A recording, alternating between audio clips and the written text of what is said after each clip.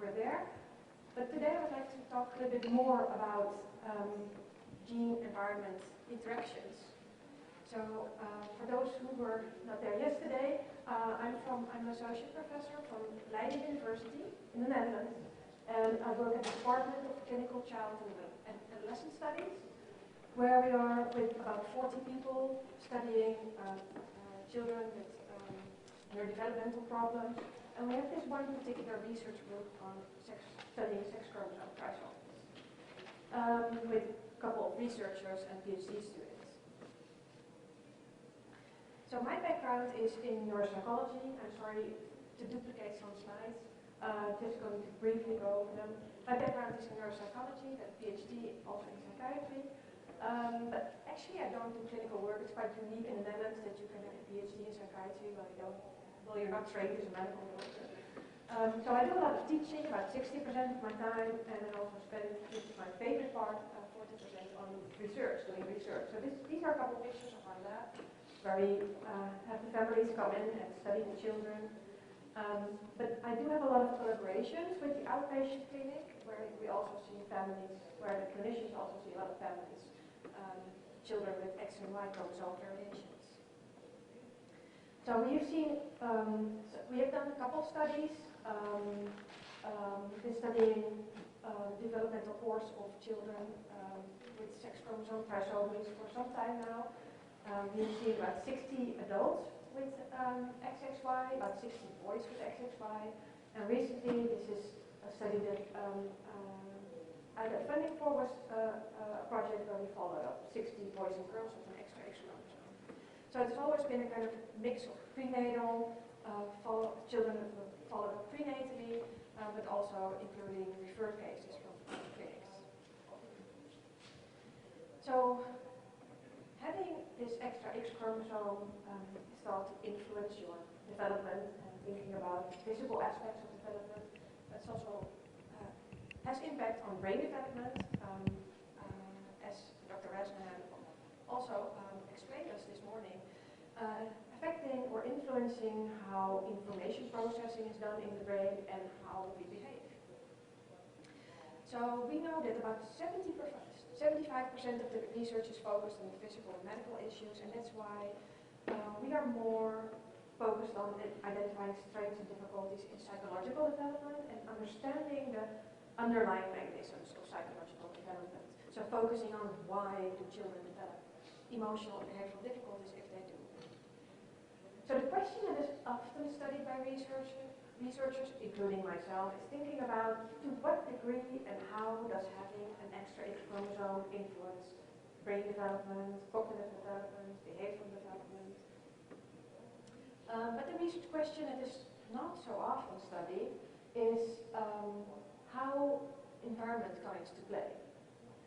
So we know that the genetic makeup is not the only determinant of development. Environmental factors such as parenting, education, and life experiences also shape development. And it's interesting that we cannot change an individual's genetic makeup, but we might be able to change environmental influences. So there have been a couple studies out there looking at the effect of a prenatal versus a postnatal diagnosis, referring to kind of earlier access to health services or the effects of hormone therapy. But there's not much out there. And thinking about the role of environment, I think it's important to stress that development and brain development is very much dynamic. So here you see, this is dotted from study by Goktai, brain development from the age of 5 to 20. And the more blue the area is, the more mature the area is. So there's lots of maturation going on, and the brain is really under construction well into young adulthood.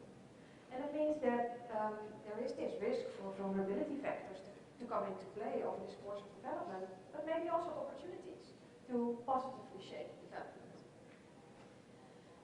So I would now like to take you through, I think, our 3 key factors that we need to take into account when thinking about environmental influences on brain development. And I will talk about that a little bit more, but just to summarize them. First is, the brain has specific windows of sensitivity during which environmental factors have much more impact. I will also be talking a little bit about the influence of environmental factors that actually decrease over the course of development. And another one is how individuals respond to environmental factors is very much dependent on genetic makeup. So focusing now on the first one, just in a couple slides, I'll be talking about the mechanisms of brain development. So what happens in brain development? Here are a couple pictures from birth to 6-year-olds to 14-year-olds. What do we see? Well, we see increased speed of conductance, which refers to white matter. So these are the connections between the brain cells. Here are the brain cells, and these long things are the connections between the brain cells. So there's increasing isolation of these tracts, which means that the information can cross to other neurons faster. Another thing that happens is that there are an increased number of synaptic connections. These are the connections between brain cells, which we call neurons. So there are increasing number of connections between all kinds of brain cells. But on the other hand, there's synaptic pruning. And this refers to a selective loss of connections. And this is actually very essential to brain development because the principle is use it or lose it. About 40% of the connections that are made over the course of childhood remains into adulthood. So we lose a lot of connections. And this is actually quite a nice aspect of development because this pruning, this selective loss, this is experience dependent. And here you will look at experience dependent formation of synapses from birth to in the 20s. And we see that, for example, brain cells involved in vision and hearing, they peak in this pruning already in the first year of life, very early. So these are months, and here it starts to become years. So for language, there's a peak already in the first year. So here it's very sensitive to the environment. And for higher order cognitive functions, the peak is later in development. So because different parts of the brain mature at these different rates, the experience impacts the brain during kind of various windows of opportunity. And windows of opportunity means opportunities to stimulate, to train, to intervene. Okay. And in this context, the frontal lobe, the frontal part of the brain, is actually the latest to mature. Here can you see the work of Paul Thompson, and this is the front part of the brain, and the more red refers to less mature, and the more purple refers to more mature. The frontal parts of the brain are really the latest to mature. So what does it mean? It means that functions that are mediated by the frontal lobe, and the most prototypical functions are the executive functions. I've talked about this yesterday. They show prolonged development. So it's not very clear, this picture, but there are kind of developmental spurts from the age of 5 to 22, just to give you a brief impression. Developmental spurts in goal setting, in working memory, in attentional capacity. So there's lots of development in these executive functions. And it means that these functions might be very vulnerable, but might also offer kind of the most opportunities for positive stimulation. So the second key factor, this is the work of Hayward, looking at general cognitive ability in 11,000 twin pairs. These are typically developing children, comparing the contribution of genetics and environment in childhood, in adolescence, in the middle, and here in young adulthood. And what they report is that the contribution of genetics on cognitive abilities increases from childhood to adulthood. And the contribution of environmental factors, both shared and unique environment, actually goes down from childhood to adolescence and adulthood. So it goes down from being 60% of the cognitive abilities are influenced by environment in childhood to 45% in adolescence to 36% in adulthood. So contribution of genetics goes up, contribution of environment goes down. What does it mean? It means that early training or stimulation of intervention may have more impact than later stimulation and training and intervention. So the other factor is the genetic makeup interacting with how you respond to the environment, and we refer to those as the gene-environment interactions. So individuals may be at increased vulnerability to environmental influences depending on their genotype. So here you can see that this is the dual risk models we refer to, that individuals with a vulnerable genetic profile may have a negative outcome whenever there's negative environmental context as compared to those who have a kind of resilient genotype. But in the context of a positive environmental context, there may be no difference, and there may be positive outcomes irrespective of the genotype. So that may be depending on the genotype if there's a negative outcome or not. Otherwise phrased, does genetic vulnerability only lead to negative outcome in the context of negative environmental factors? And can positive environmental factors function as a kind of protective factors? I think that's an interesting question. Thus, in this presentation, I will focus on the following. Trying to address the following questions. Is the cognitive and behavioral outcome in children with sex chromosome trisomies dependent on protective environmental factors? Are children with sex chromosome trisomies maybe more susceptible to negative environmental influences like early life stress as compared to other children? And can positive environmental influences like intervention shape cognitive or behavioral outcome in sex chromosome trisomies even in adulthood? And this is something I just have to formally state, it's work in progress, so there's a press embargo on the data.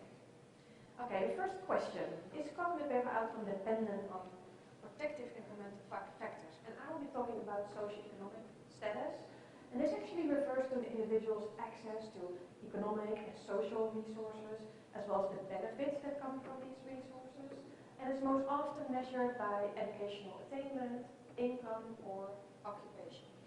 And we know, looking at brain development, that here on top, it's really very light in green, I'll point you the line right here, is brain volume of those children, just in the general population, coming from high SES families.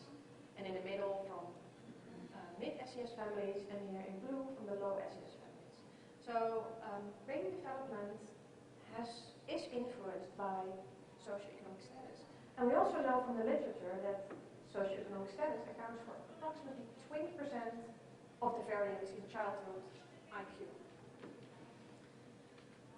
So when taking a closer look at understanding how socioeconomic status might influence child development, the idea is that with high SES, SES will influence the linguistic environment within the family, which influences the brain development, those are involved in language functions.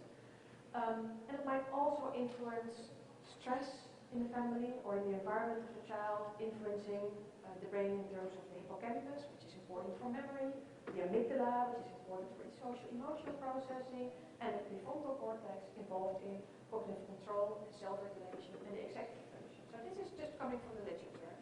And there is also coming from the literature empirical evidence showing that families with higher SES may have just more opportunities to purchase more nutritious food, affecting brain development, provide more enriched home learning environments, may be able to afford higher quality childcare settings or safer neighborhoods,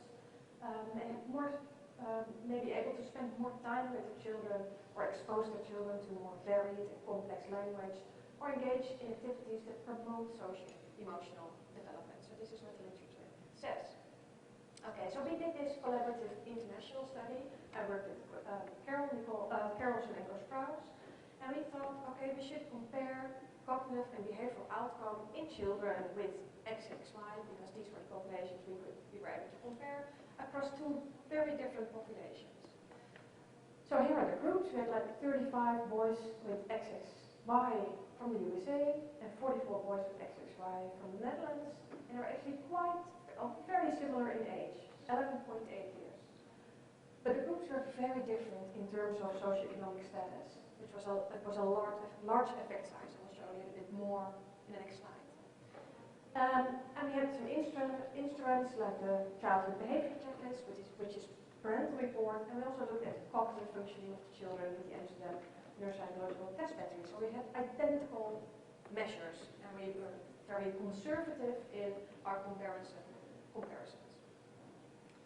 So this was the distribution of socioeconomic status across the group. So in the first panel, you will see the distribution going from 1 to 7 in the USA sample, and from 1 to 7 in the Dutch sample. And you can see that in the USA sample, it was all 6 or higher. So all university graduation or higher. And in the Netherlands, it was almost all up to university level. So it was quite different in terms of socioeconomic status. And then we took a look at the behavioral and emotional problems in the children. And in blue, you will see the percentages of children from the USA, in red from the Netherlands. And when looking at this, we noticed that in terms of the percentage of children in the clinical range, it was about a quarter, having looking at the total score of emotional and behavioral problems, a quarter of the children in the USA and almost half of the children in the Netherlands. And looking at the average scores, for example, at total problem score, this was quite a significant difference. But then we took a look at socioeconomic status, and we noted that it was highly correlated, actually, with socioeconomic status. So is that fair? Yes, yeah. So this really told us that socioeconomic status matters. And then moving on to cognitive functioning, this is a test battery going from on top attention regulation, attentional control, inhibition, flexibility, motor fluency, motor flexibility, this whole list, also social cognition, and there was just one thing popping out. Almost about 22% of the children in the USA sample was in the impaired or clinical range on attention regulation, and almost half of the children in the Netherlands was in the clinical range on this subtest.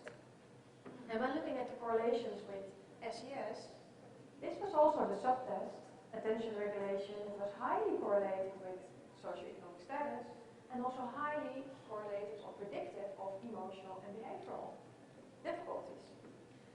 So just wrapping this up real quickly, I think our data tentatively suggest, because this is kind of first exploration, that high socioeconomic status, and here it refers, I think, primarily to parental education, might be a protective factor in the development of attention regulation, and this is actually one of those executive functions that are mediated by those late maturing brain areas, remember the frontal areas. And a lower degree of emotional behavioral problems in high SES families might just in part be explained by this relatively protected development of attention regulation, which is just an interesting idea to pursue further. But now, moving on to a second question we had about children with sex chromosome trisomies, maybe also more susceptible to negative environmental influences. So we took a look at early life stress. So early life stress refers to the exposure to a single or multiple events during childhood that actually exceeds the child's coping resources and leads to kind of prolonged phases of stress impacting neurodevelopment. So it might include parental divorce, parental or sibling death, serious traffic accidents, move to a new house or environment, change of school, and here we refer to only those events that are actually experienced as negative by the child. And our aim was to assess the relationship between early life stress and executive functioning, language, social cognition, areas of vulnerability in children with an extra X chromosome, and I've talked about this yesterday. So when looking at early life events, we had 50 boys and girls with an extra X chromosome. We had 103 typically developing children, and they were all between the age of 8 and 18. So we used this questionnaire to come up with a number of to measure the number of life events. And actually, on average, there was no difference between the typically developing children and the children with an extra X in terms of how many life events they have experienced. So that's good because that's kind of similar then. So then we were able to make subgroups.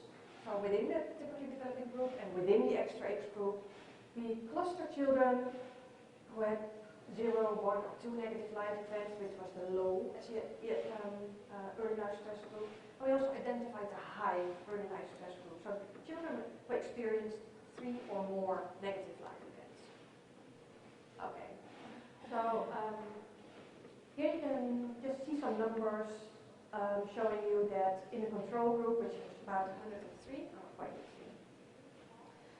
both girls and boys, about half was in the low and the high group. And similar for the extra X group, about half was in the low and the high group. They were all very similar in terms of age, which was a good thing for the research study. There was a difference in level of intellectual functioning, so all the controls were around 103, and the children with the extra X were between 80 and 85, but were not different for the high and low stress groups. And also, parental education as a parameter of socioeconomic status was very similar across the groups. So that was not really contributing to any of the patterns that we might be able to find. So we looked at language, we looked at social cognition, both perspective taking, but also facial affect labeling, and we looked at executive functioning, including mental flexibility, inhibition, attention, working memory. And I'll just tune into the things that that were interesting findings. Yes? Did you take data on who was on attention deficit drugs and which ones weren't? No. I mean, Americans versus the Netherlands, and are we more apt to use the ADD drugs as people with that more would be an access interesting to question to compare. Yeah. I agree. No, we were not able to do that in this study.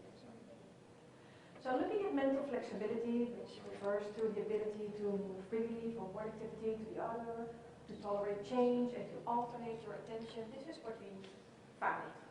So in light gray are the scores of the children with the extra X, in dark gray are the scores of the control group.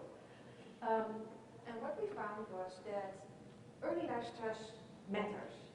So in whatever group you are, if there's high early life stress, the number of errors in this task go up.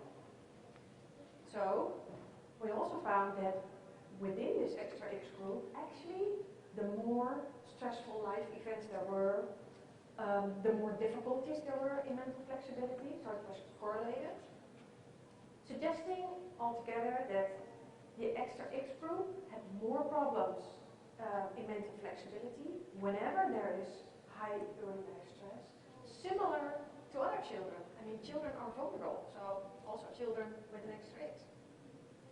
Looking at inhibition, this is the ability to control your impulses, your thoughts and emotions, to stop engaging in behaviors. We have the exact same pattern. So early life stress matters, but the effect of early life stress is very similar for the groups.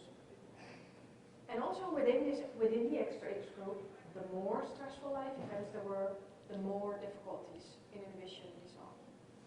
So also for inhibition, the extra X group has more problems in inhibition whenever there's early life stress, similar to other children. Then looking at facial affect labeling, so the ability to understand the emotions of others, their thoughts and intentions towards you, and also registering the impact of your behavior, which people kind of give you back in their facial expressions. Then we saw a different pattern. There were no general effects of early life stress, but the effect of early life stress was really dependent on the group. And also here within the extra X group, the more stressful life events there were, the more difficulties in facial affect labeling. So here you can see in dark that the scores for the controls are stable. So it doesn't depend on how much stress there is. For the low group and the high group, they have equal scores. But in light gray, the scores of the children with the extra X go down whenever there's high early life stress. So the extra X group has more problems in facial affect labeling whenever there's high early life stress, in contrast to other children. Thus, I think early life stress may impact executive functioning, which depend on these late maturing brain areas, the frontal regions. And children with an extra X are equally vulnerable as other children in this respect. Social cognitive functions are impacted by early life stress only in the children with an extra X. So in this area of cognitive functioning, children with an extra X may be more vulnerable than other children. Just to summarize, children with an extra X chromosome may be vulnerable for negative life events, just like other children. Then they also need monitoring and support in dealing with stress. They may be more vulnerable than other children when it comes to social cognitive development.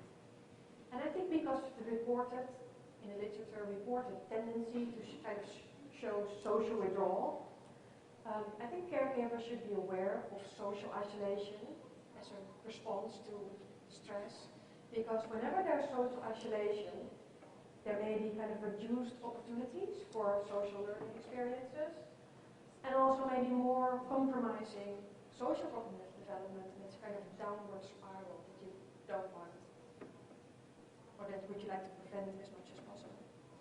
So now turning to the third question. Can positive environmental influences like interventions shape positive behavior outcome, even in adulthood? So this is kind of new data, so I was a little bit nervous about that. It's a pilot study assessing the effectiveness of a self-management training. So far there are no, as far as I know, no systematic studies on the effects of psychological training or cognitive behavioral interventions for individuals with 6 chromosome trisomies. So it was really our aim to evaluate an intervention, or at least to have a first attempt to evaluate an intervention targeted at cognitive and emotional behavioral problems in adult men with Klinefelter syndrome. So this is actually the work of Francine Martin. She's a clinical neuropsychologist at our university. And it is really kind of a new intervention, specifically developed for adolescents and adults, and very much tailored to the profile, cognitive and behavioral profile of individuals with 6 chromosome trisomies, just by reviewing the most recent scientific insights. And it is a pilot study, so I have to be a little bit careful in the interpretation of the data. So someone told me yesterday, so what is self-management? I thought, oh, I should put it in a presentation. So what is self-management? It refers to the ability of an individual to regulate their emotions and resulting behaviors in ways that are adaptive. And this actually includes how the individual copes with unmet wants or needs, and perseveres when faced with obstacles, and sets goals for himself or herself.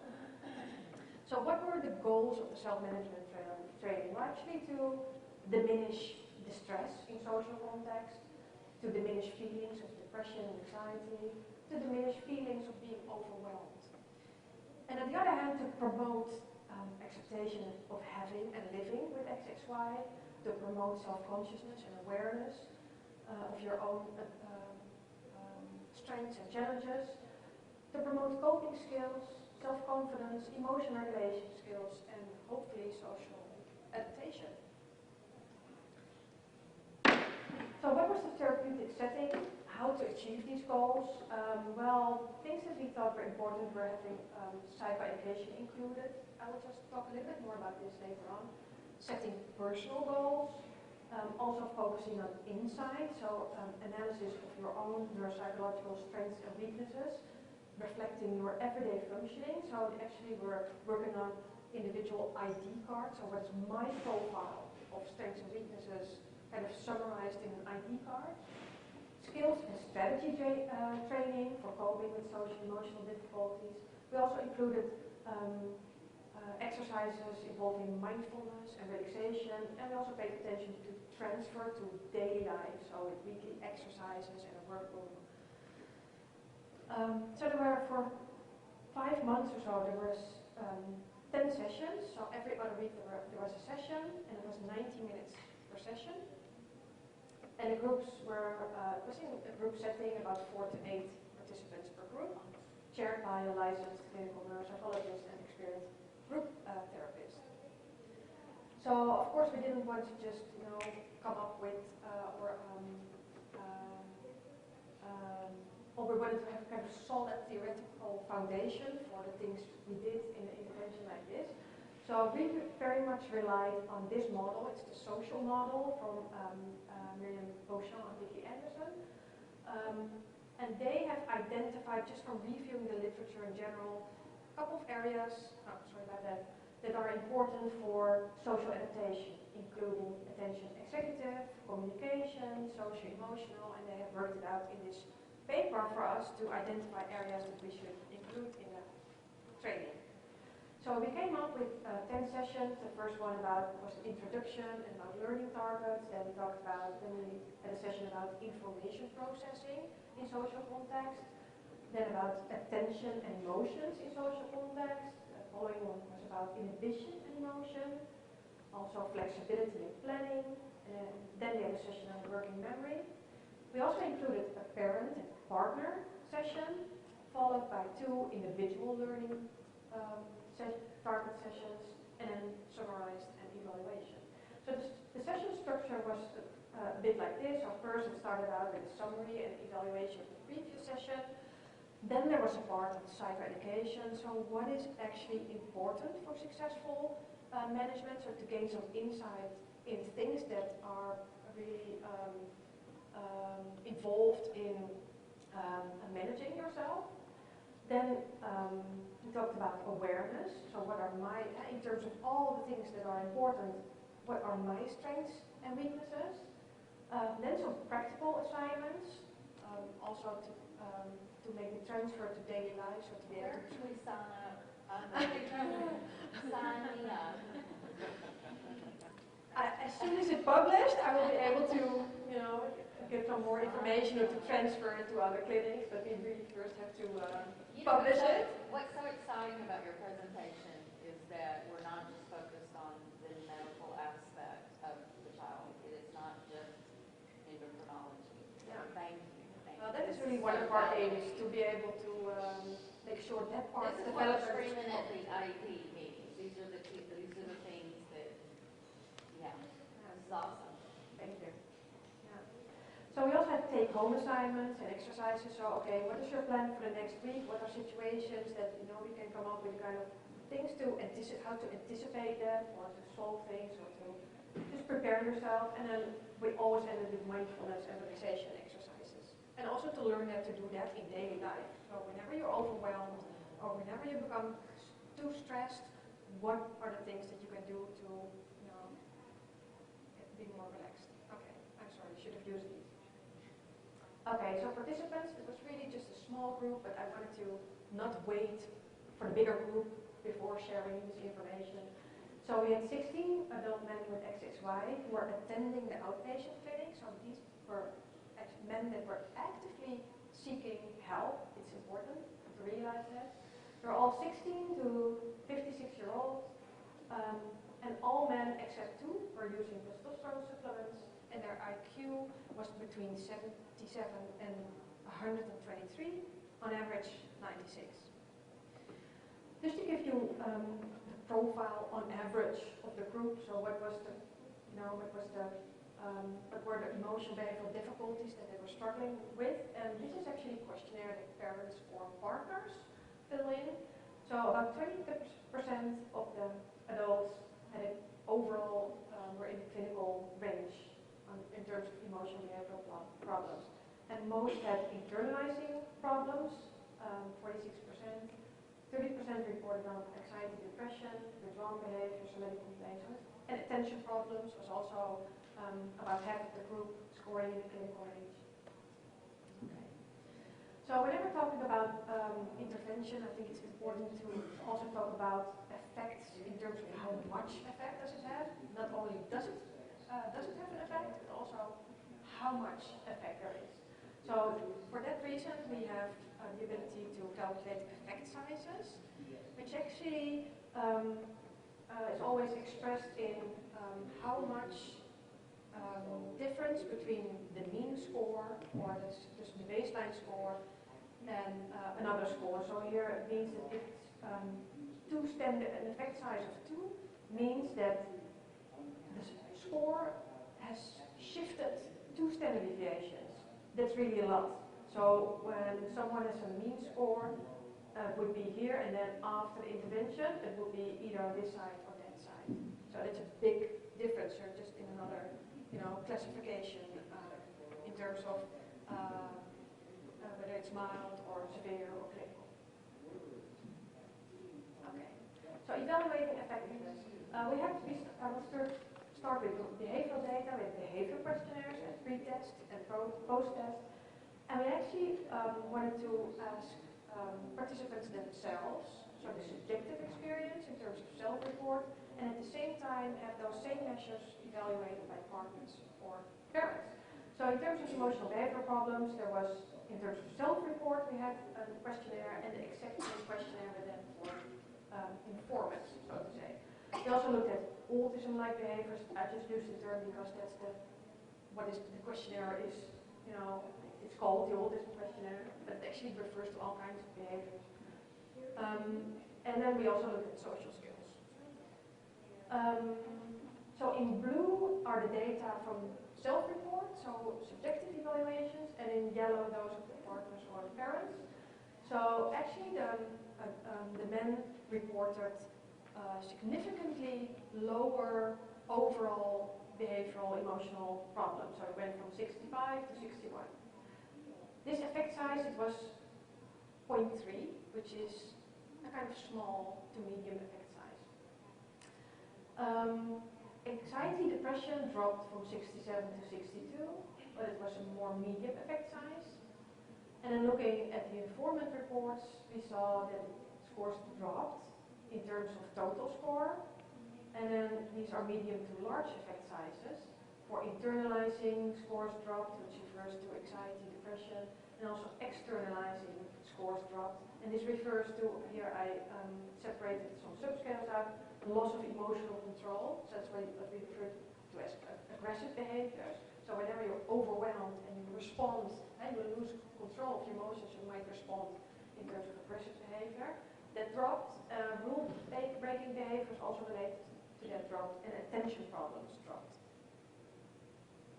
So participants experience less anxiety and depression, and informants also report less of these internalizing behaviors, but also see improved emotional control and less attention problems. So when looking specifically at the second domain, I call it autism-like behaviors because of the questionnaires we use. This is kind of an interesting pattern because the total score in terms of subjective evaluation increased. So before the intervention, the scores were 107. After the intervention, it increased to 126. This was due to increases in social skills problems and communication problems. But actually, when looking at what the informants reported, parents and partners, there was no difference at all. So 64 and 65 is very equal. So participants actually kind of recognize more social and communication difficulties in themselves, whereas informants report no change. So then I was then wondering, is this kind of more referring to or telling us that there is increased awareness because others don't see any change, but you experience some changes yourself in terms of, oh, now I recognize that this and that may be more difficult for me, which actually refers to kind of increased self-reflection, which is positive, I think. So when looking at social skills, there actually was no difference, no change in terms of distress during social interactions. Well, the scores went from 129 to 116, but it was only borderline significant, so it had slightly some indication that it changed, but not really convincing. And then frequency of having social interactions with others did not change. And others, in yellow, the informant reports also did not report that the social interactions were more frequent. So participants reported kind of borderline reduction in social distress, but no change in frequency of engaging in social interactions. And informants also reported no change. So just to summarize, I think the self-management training may, and just being a little bit careful in its whole interpretation because of the small sample size, might help improve awareness of limitations in social flexibility and in communication. And this is really important because the awareness is really a prerequisite for learning compensatory strategies, or altering your behavioral patterns, or improve coping. You first need to be aware of your own profile of abilities and challenges. It may also result in less social anxiety, less depression, and improved emotional control, which is positive. And this is also really important because this helps in becoming more assertive, in initiating social interactions, and maybe not over the course of this intervention. Maybe it needs to take a little bit more time. It would be interesting to do a follow-up maybe half a year or a year later to see if this actually will change. But also in terms of being able to express more positive emotions, which will also in turn lead to positive responses for others. And to solve interpersonal conflicts more constructively. And that's important. And it may also result in less attention problems in terms of being less distracted, less impulsive, meaning you are more in control. Okay, so now moving on to the cognitive assessment, and this was a clinical effort, so not all participants were able to complete all of the assessments. 14 of the adults were able to do the cognitive assessment for us for research purposes. So they did this as pre-test and a post-test with this test battery involving inhibition, working memory, mental flexibility, and attention regulation. And actually we make sure that we've practiced a lot first until kind of optimal performance. So there would not be kind of learning curve across the whole intervention pre-post test. So we made sure that first there was kind of optimal performance, and then we could see, okay, this is your maximum performance. Let's see what it's like after the intervention. So when looking at attention regulation abilities, no significant change. When looking at working memory, no significant change. When looking at mental flexibility, no significant change. When looking at inhibition, big significant change. Effect size of improvement, 1.5 standard deviations. So remember the bell curve as a kind of coming from the extremes to the average area almost. So this was a big significant change. The number of errors at pre-test dropped significantly to post-test. And this really fits well with the behavioral improvement that we saw in terms of attention and emotional control and aggression. So the data nicely fit together. So what would my answer be? I think that's the question we had. I think yes, we might be able to improve behavioral and cognitive outcome through these types of interventions, and we need replication of this in a larger group and also kind of more randomized control design. But still, this is just the first attempt, and it's very positive that we were able to obtain such results. And I think that although effects of intervention are expected to be even greater in childhood, remember all the dynamics of development and the contribution of the environment, which is even more in childhood than in adulthood, but even in adulthood there's opportunity for change. And I think it's a positive thought to finish this presentation. And thank you for your attention, and thank you to all the participating families and research, because you never do it alone. Thanks.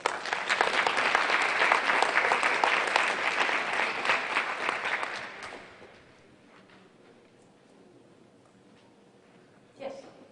Do you think if you went back and tested 6 months and then a year down the road that you might see some things that took time to change?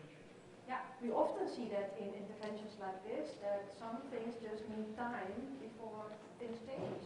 So this is a 5-month follow-up, but I think it would be really important to have another follow-up in some time. I totally agree. Yeah. So you would recommend a social skills class for us that are trying to intervene now?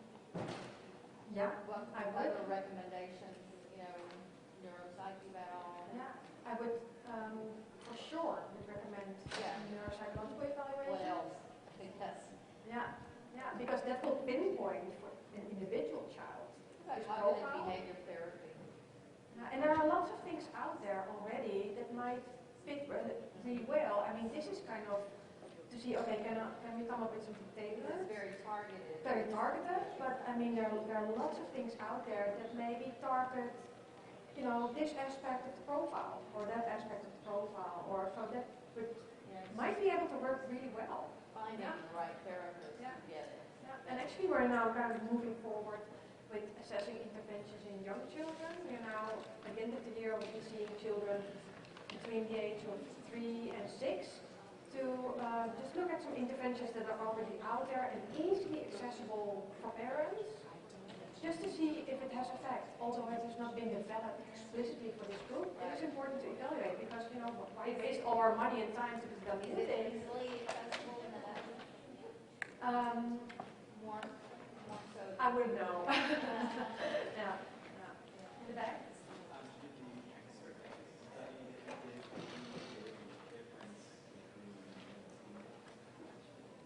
Yeah.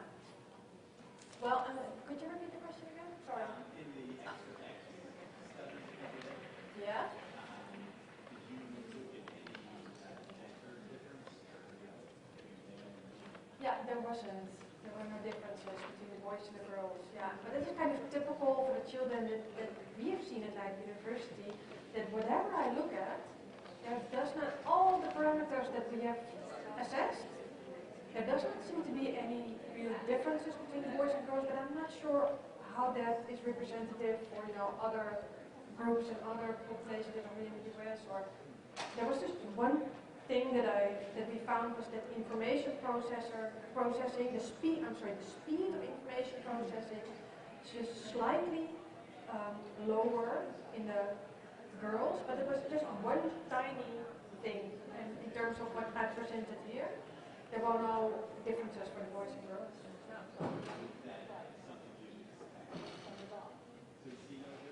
Well, I often ask the clinicians that see all the families, like, and I have been asking around here also, you know, all the clinics that have come up and I've seen so many families.